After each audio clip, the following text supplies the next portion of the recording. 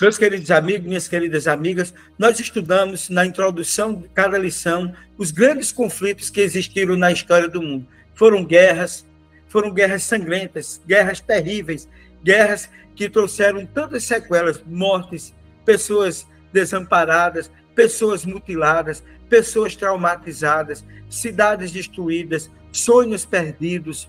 Mas um dia, esse grande conflito, essas guerras, esses conflitos existentes no mundo, um dia tudo isso chegará ao fim, né? O amor de Deus se há demonstrado para que assim nós possamos entender e compreender a beleza do amor de Deus, para que esse mundo esse mundo de pecado não nos deixe saudade, mas que nós possamos rogar a Deus para que Ele possa nos ajudar, para que nós sejamos firmes e constantes e sempre abundantes em sua obra. Que o poder do Espírito Santo, ele nos ajuda a compreendermos as verdades eternas, que essas guerras nos ajudem a entender que tudo isso vai chegar ao fim e que nós queremos desenvolver uma cultura de paz, para que nós possamos, desse mundo escuro de pecado e morte, possamos ser uma diferença no mundo das pessoas.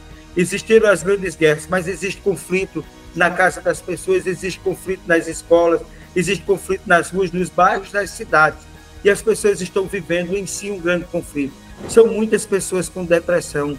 E há estimativa que dizem que 80% do povo do Brasil vive a síndrome do pensamento acelerado, vive exatamente estressado, vive angustiado, vive na beira da depressão. A depressão passou a ser uma grande doença do próximo século e nós não podemos permitir que isso aconteça. Precisamos orar e rogar pelas pessoas.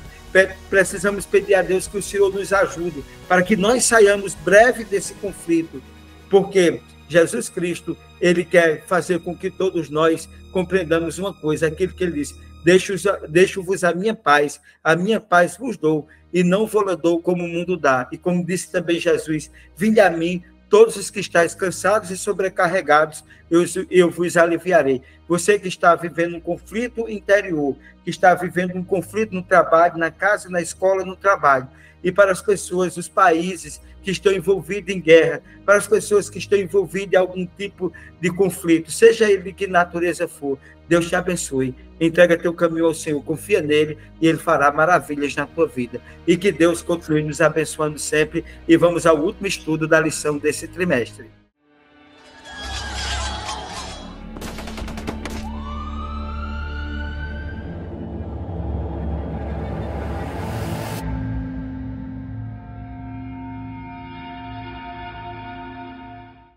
Feliz sábado, meus queridos amigos, minhas queridas amigas. Que grande alegria, que grande satisfação estarmos juntos.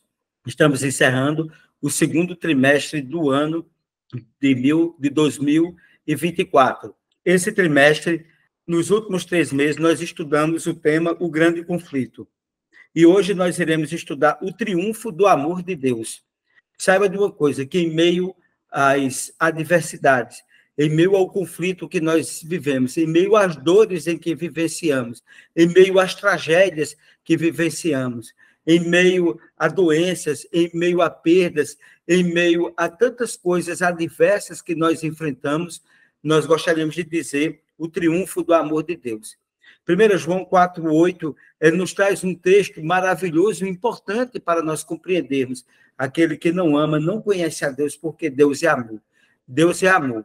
E o amor de Deus, ele vai exatamente construir uma nova possibilidade, uma nova perspectiva. Porque Deus amou o mundo de tal maneira que deu seu Filho unigênito para que todo aquele que nele crê não pereça, mas tenha a vida eterna. O grande conflito vai acabar. E o amor de Deus, ele vai triunfar. O amor de Deus por mim e por você. E o texto que nós temos hoje para introduzir o nosso estudo se encontra exatamente em Apocalipse, capítulo 21, versículo 3 e 4. Vem comigo na leitura que diz: então ouvi uma voz forte que vinha do trono e dizia: eis o tabernáculo de Deus com os seres humanos. Deus habitará com eles. Eles serão povos de Deus. E Deus mesmo estará com eles. E será o Deus deles. E lhes enxugará dos olhos toda lágrima. Já não existirá mais morte, já não haverá luto, nem pranto, nem dor, porque as primeiras coisas passaram. Que importante mensagem, que importante retórica, aparece para nós a certeza do triunfo no final do grande conflito. Deus ele vai fazer o maior de todos os milagres na minha vida, na sua vida e na nossa existência. Ele vai enxugar dos olhos toda lágrima. Já não haverá morte, nem luto, nem pranto, nem dor, porque as primeiras coisas passaram. E como é que Deus vai triunfar? O amor inabalável de Cristo, em meio ao momento mais emocionante da história, atinge o seu ápice em sua vitória no grande conflito entre o bem e o mal. Esta vitória nos fornece esperança. E Paulo, no capítulo 5 do livro de Romanos, diz que essa esperança não nos traz confusão, porque o amor de Deus foi derramado em nossos corações pelo Espírito Santo que nos foi outorgado. Veja que coisa linda. Que esperança é essa? É a esperança no tempo de angústia, é a esperança no retorno de Jesus, a esperança do fim do pecado. E, meus queridos, ali em João capítulo 14, versículo de 1 a 3, traz exatamente essa certeza, essa esperança, esse conforto, né? A esperança do breve retorno de Jesus. E quando, nesse texto, ele nos traz exatamente essa convicção, bem como Apocalipse 21 também nos traz esse conforto. Apocalipse capítulo 3, versículo 10 e versículo 12 também nos traz esse conforto. E lá em João capítulo 14, versículo de 1 a 3, diz: não se turbe o vosso coração, credes em Deus, crede também em mim. Na casa de meu pai há muitas moradas, se assim não fora, eu vou-lhe teria dito, pois vou preparar-vos lugar. E quando eu for vos preparar lugar, voltarei e vos levarei para mim mesmo, para que onde eu esteja, estejais vós também. A esperança do retorno de Jesus. Essa esperança não nos deve confundir. É o amor de Deus que está derramado para todos nós em meio a esse grande conflito. O amor triunfará. E eu e você, no amor de Cristo, triunfaremos também. Primeiro tópico da lição, esperança no tempo de angústia. A Bíblia revela eventos críticos antes da volta de Jesus. E quais são esses eventos críticos? Primeiro, o fim da porta da graça. Segundo, o início do tempo de angústia. Terceiro, o início das pragas sobre os ímpios. Veja que quando fechasse a porta da graça, meus queridos, então veio o tempo de angústia para os cristãos. Alguns analisam que não passaremos para a angústia da crise final. Se hoje nós estamos passando, Satanás ainda com muito mais ira vai nos perseguir, vai tentar nos destruir. Mas nós já estamos selados com o selo do Deus vivo, conforme nós já estudamos nas lições anteriores. O início das pragas do Apocalipse. As pragas não caem sobre o justo, elas caem sobre os ímpios. A proximidade desses eventos exige de nós uma fé firme e preparação espiritual, muita comunhão com Deus, com a certeza de que os nossos nomes estão escritos no livro da vida do Cordeiro e que nós estamos salvos. Né? A palavra da cruz é loucura para os que perecem, mas para nós que somos salvos é o poder de Deus. Tenha a certeza e a convicção da salvação em Cristo Jesus, porque ele morreu na cruz para nos salvar. E isso é fundamental nós acreditarmos nisso. Quando fechasse a porta da graça, a angústia de Jacó vem sobre os cristãos, mas as pragas caem sobre os ímpios.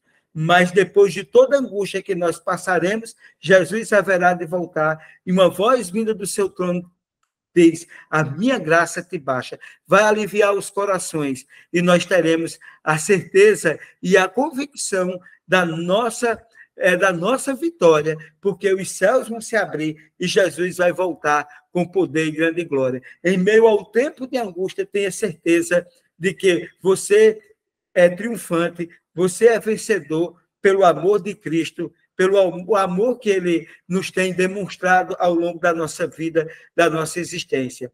Segundo tópico da lição, esperança no breve retorno de Jesus. Jesus voltará para nos levar. Ele vai trazer consolo, segurança, esperança, mesmo durante o tempo de angústia, os desafios futuros, reforçando que este mundo é transitório e que uma vida melhor ela nos espera. Saiba que, seja qual for a angústia que nós estamos vivenciando, seja qual for a angústia que nós iremos vivenciar com o fim da porta da graça, nós temos a nossa segurança em Cristo Jesus. E o que nós devemos fazer? Não se preocupe. Um texto que eu li de João 14, versículo 1, diz: não se turbe o vosso coração. Credes em Deus, crede também em mim. Crê em Deus. Jesus voltará e ele vai nos buscar. Né? Ele voltará com poder e grande glória para aqueles que têm esperança, para aqueles que estão com o nome escrito no livro da vida do Cordeiro, para aqueles que não receberam a marca da besta, mas receberam o selo do Deus vivo. Estejamos todos nós atentos, em comunhão, em certeza, em convicção e acreditando, confiando nesse Deus maravilhoso, nesse Deus poderoso. E João 14, 1, 3, que nós lemos, ele nos reforça exatamente a esperança do breve retorno de Jesus Cristo. E, meus queridos, depois que Jesus voltar, com poder e grande glória, Jesus, ele volta. E quando Jesus Cristo voltar, ele vai levar aqueles que estão escritos no livro da vida do Cordeiro para o céu. E no céu, Apocalipse, se você ler Apocalipse, capítulo 19, capítulo 20, se você ler Jeremias, capítulo 4, e é interessante ali Jeremias, capítulo 4, que ele vai apresentar algumas coisas que mostram exatamente que quando Jesus voltar, né, quando Jesus Cristo voltar, muitas coisas vão coincidir. Por exemplo, quando você analisa Jeremias, capítulo 4, ele traz uma terra sem forma e vazia. Gênesis 3, 4 mostra uma terra também vazia. Agora, portanto, em Jeremias 4 mostra uma terra sem forma vazia, sem luz. Mas lá em Gênesis diz que haja luz. Lá em Jeremias 4 diz que não havia homens. E lá em Gênesis 1 diz que Deus criou o homem. Jeremias 4 diz que as aves do céu tinham fugido. Em Gênesis 1 diz que Deus criou as aves. Em Jeremias 4, a terra frutífera se tornou um deserto. Em Gênesis capítulo 1, produz a terra vegetação. Se a gente vê, há um contraponto no que existiu, no que existiu em Gênesis 1, no que Deus propiciou para o ser humano. Mas Jeremias capítulo 4, e a Bíblia diz o que nós perdemos com o pecado. Né? Mas Jeremias 4 também mostra a situação da terra. Como a terra ela vai ficar durante o milênio, durante o período que nós estivermos no céu, a terra vai ficar aqui vazia, exatamente como está protagonizado e apresentado. Isso pode aludir a uma futura desolação universal, que está também não só em Jeremias 4, mas Apocalipse capítulo 19, versículo 11 até o versículo 20, fala das ceias, das bodas do grande Deus, onde todos irão morrer na face da terra. Vai ficar Satanás sozinho com os seus anjos. Isso está apresentado em Apocalipse, capítulo 20. E, meus queridos, enquanto isso, esperamos que todos nós estejamos no céu participando das ceias das bodas do Cordeiro. Jesus vai nos receber para um grande banquete no céu. Enquanto isso aqui na terra, os ímpios serão um banquete para as aves da rapina. E o que é que eu e você devemos fazer? Devemos ter a certeza, a convicção, nos apegarmos ao Senhor, para que nós estejamos do outro lado, façamos essa viagem intergaláctica para o céu, junto com Jesus. Mas aqui na terra, infelizmente, vem desolação, vem destruição, vem essa terra, vira-se um grande cemitério. Não é nem um cemitério, porque os mortos eles não têm nem quem possa sepultá-los. Próximo tópico, né? O juízo no milênio. Durante o milênio, os justos compreenderão a justiça divina ao observar o tratamento de Deus ao pecado, tendo respostas sobre a salvação e o julgamento dos perdidos antes do juízo. E exatamente no milênio, nós teremos 3 surpresas. A primeira surpresa é porque alguns não chegaram até o céu. Cantavam, pregavam, davam estudo bíblico, mas não chegaram até o céu. Por que é que eles perderam a salvação? E a resposta vai estar porque os livros vão se abrir no céu. O livro do memorial, o livro do pecado, o livro da vida, o livro da lei, os livros vão se abrir, né? E vai ser revelado aos justos que estão lá no céu, porque foi que alguns não se salvaram, porque foi que alguns se salvaram, que você nem esperava que estivesse no céu e vai estar. Veja o contraponto. Primeira surpresa, pessoas que você esperava estar no céu e não vai estar. Segunda surpresa, pessoas que você esperava. Primeira surpresa, pessoas que você esperava estar no céu e não vai estar. Segunda surpresa, pessoas que você esperavam que estar lá e não vai estar. E terceira surpresa, como foi que você chegou até o céu? Certo? Então, os livros serão abertos, será feito o julgamento, e nós iremos entender por que Satanás, por que os ímpios não chegaram lá no céu, e por que Satanás ele vai ser destruído. Vai ser um momento de julgamento. Os ímpios revivem no fim do milênio. Né? Há um juízo no milênio. Quando terminar o milênio, aí vai ocorrer a ressurreição dos ímpios. Satanás não poderá tentar outros durante o milênio, mas no final do milênio ele poderá enganar, porque os ímpios, eles ressuscitam. E não é a ressurreição para a vida e não é para eles viverem eternamente. Os ímpios e Satanás criam uma rebelião. Deus destruirá os ímpios e Satanás. Meus queridos, nesse momento, no final do milênio, a Nova Jerusalém vai descendo do céu. Vai descendo do céu para essa terra. Zacarias 14 diz que vai descer sobre o Monte das Oliveiras. E nesse momento, Satanás, os seus anjos e todos os ímpios cercam a cidade santa. Você pode ler isso em Apocalipse capítulo 20. E nesse momento vai cair fogo do céu e vai destruir. Isso se chama o juízo final. Você lembra que eu dei um estudo aqui na lição, em lições anteriores, que eu mostrei o seguinte, que existe o juízo judicativo, o juízo investigativo, o juízo judicativo e o juízo final. O juízo judicativo começou em 1844 e vai até a volta de Jesus.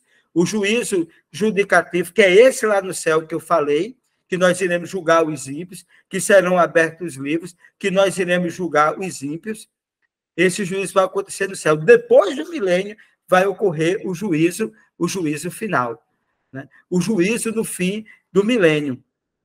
E meus queridos, o que é que vai acontecer? A Bíblia diz que é a segunda morte. E o próximo tópico da lição fala: a ressurreição dos ímpios é um momento crucial no plano divino para erradicar o pecado. E esse evento serve para revelar a justiça de Deus, comprovar sua retidão perante o universo. Todos comparecerão diante do tribunal de Cristo. Todos reconhecerão a soberania e se curvarão diante dele. Todos serão julgados de acordo com os registros nos livros celestiais. E no juízo final, duas sentenças permanentes ecoarão pelo universo. Só duas sentenças: a vida eterna e a morte eterna. E é muito claro dizer, lá em Ezequiel, capítulo 28, fala de Satanás: jamais serás para sempre. Vai sair um fogo consumidor do meio de ti, jamais serás para sempre. E Malaquias diz que os ímpios serão como cinza debaixo da planta dos nossos pés. Apocalipse, capítulo 20, fala da segunda morte. Satanás e todos os ímpios serão lançados no lago de fogo e enxofre e serão destruídos. O para sempre que tem ali não é para sempre na duração, mas é o para sempre nas suas consequências. No juízo final, né, volta a dizer duas sentenças: vida eterna e morte eterna. A Bíblia diz a 6 que te propõe a vida e a morte. Escolhe, pois, a vida para que viva tu e tua semente. O grande conflito está chegando ao fim. Pecado e os pecadores serão destruídos no juízo final. Estamos vivendo o juízo investigativo. Breve, nós viveremos quando Jesus voltar ao juízo judicativo. Espero que eu e você, vivos ou mortos, quem estiver morto vai ressuscitar, vai ser transformado juntamente com os vivos, serão levados para o céu. Estaremos lá na segunda fase do juízo. E no final dos 1000 anos, Satanás e os seus anjos, os ímpios ressuscitados, vão ressuscitar para a ressurreição da condenação. Não haverá eternidade para quem não tiver no livro da vida do Cordeiro. Não vai ter eternidade, vai ter a morte eterna. E, meus queridos, o que é que nós precisamos entender? O livro Grande Conflito, na página 559, página 560, diz: o grande conflito terminou. Pecado e pecadores não existem, não mais existem. O universo inteiro está purificado. uma única pulsação de harmonia e felicidade vibra por toda a vasta criação. Então, essa é a certeza, essa é a convicção, essa é a esperança que nós temos. E como eu disse no início, lá em Romanos, capítulo 5, versículo 3 até o versículo 5, e no versículo 5 ele fecha dizendo que essa esperança não nos traz confusão, porque o amor de Deus está derramado em nossos corações pelo Espírito Santo que nos foi otorgado. E como diz o texto áureo dessa lição, né, o texto áureo ele traz uma coisa importante para todos nós, significativa e relevante, que Deus enxugará dos olhos toda lágrima, a morte não existirá nem luto, nem pranto, nem dor, porque as primeiras coisas passaram. Entrega teu caminho ao Senhor, confia nele e o mais ele fará. O grande conflito chegará ao fim. E hoje, você que é militante, amanhã você será triunfante. A igreja militante amanhã será triunfante. Hoje nós que estamos na luta, enfrentando o pecado, enfrentando as perseguições de Satanás, as artimanhas e as armadilhas de Satanás.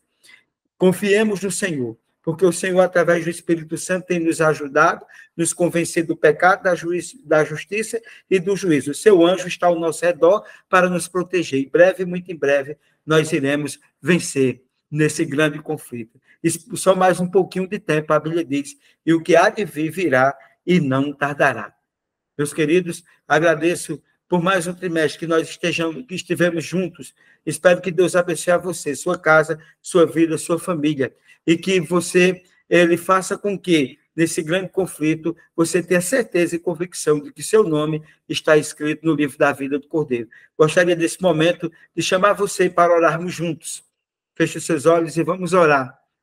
Oremos ao Senhor. Senhor Deus, Pai de amor, de bondade e de misericórdia. Nós te agradecemos, Senhor, porque de uma maneira maravilhosa e especial, tu preparaste o plano da redenção. Em meio ao grande conflito, que possamos confiar no Senhor, que possamos ser fiéis, seja qual for a circunstância, que o nosso nome esteja no livro da vida do Cordeiro, para que ao final do juízo investigativo, nós possamos estar no céu no juízo investigativo, e no juízo final, nós possamos estar descendo no céu, na Nova Jerusalém. Que não venhamos fazer parte daquele grupo que, juntamente com Satanás e seus anjos, serão destruídos pelo fogo do juízo final.